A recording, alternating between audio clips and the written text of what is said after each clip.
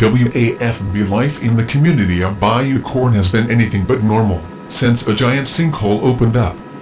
One official says the surface of the sinkhole could double in size.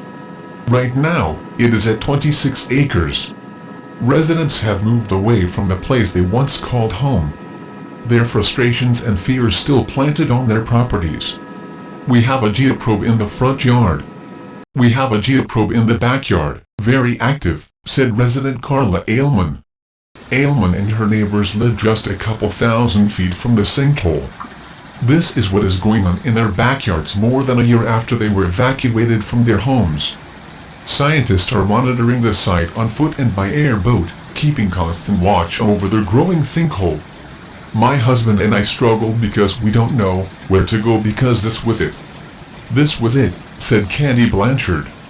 President of United Brine, a subsidiary of Texas Brine, Mark Cartwright, explains what it looked like more than a year ago, just hours after the sinkhole began growing. I got to the site within about 5 hours of when it actually developed, and at that time it was about 300 feet in diameter, Cartwright said. The sinkhole has grown into a large lake. Scientists are now working on containing the slurry as they continue to release gas from the aquifer. I think to the extent a sinkhole can be controlled, we do have it under control, said Cartwright. The sinkhole is at 26 acres right now. Cartwright says the surface could get to 50 acres, but the good news is it is moving in a southwest pattern, which is away from homes and the community. I think we are relatively close to matching the volume inside the cavern with the volume we see at the surface. But because of precipitous edges, there will become continued sloughing, said Cartwright. Cartwright says while there has been no massive release of gas in the area, he admits the sinkhole event has caused additional discharge. However, he says he is confident the plan the community has put into motion will go offer some relief.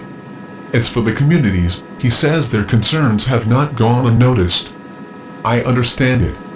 It's part of the situation, and I would hope that soon those signs will come down, and we'll get to some resolution people can feel comfortable again, said Cartwright. The majority of the homeowners who live in Bayou Corn have agreed to sell their properties to Texas Brine. The company says by the end of the week, they will close on 43 out of the 65, who have agreed to settle. History of the sinkhole. Mark Cartwright, president of United Brine, explaining nature of sloughing at sinkhole. Mark Cartwright, president of United Brine, explaining nature of sloughing at sinkhole. The sinkhole opened up in August 2012 and was roughly 1/24 of the size it is now. The sinkhole formed when an underground salt cavern collapsed. In the past, seismic activity is reported, then the sinkhole burps up debris and then a sloughing happens. Burps occur when air and gas from deep in the sinkhole bubbles up. It can cause debris and an oily substance to float to the top. A sloughing is when the sinkhole swallows trees and land that is on the edge of the sinkhole. Berms were placed around the sinkhole shortly after it opened up to keep the oily, debris-filled water contained to the sinkhole area so it would not contaminate the area bayous. It has more than a year since hundreds living near the giant sinkhole were forced from their homes. Bubbles were spotted in Bayou Corn and Grand Bayou in June 2012. 2 months later, the ground opened up and left what is now a 24-acre sinkhole. Residents were evacuated and the most affected residents began receiving weekly checks from Texas Brine in the amount of $875.